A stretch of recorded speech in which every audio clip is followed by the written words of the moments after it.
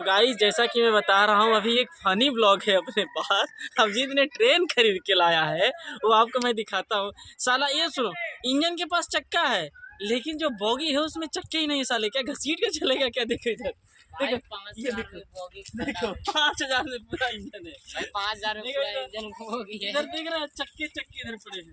इतने चक्के में बराबर देखिए, जैसे कि मैं दिखाता हूँ, इधर चक्का नहीं है, बोगी खत्म है पूरा। मतलब इधर चक्के ही नहीं है, सब सारे पटरी पे ऐसे ही दौड़ेंगे घर घर घर घर घर घर।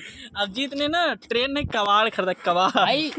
गांव में ट्रेन ला दिया है, किसी को ट्रेन लाने के लिए। ये ट्रेन है, ट्रेन।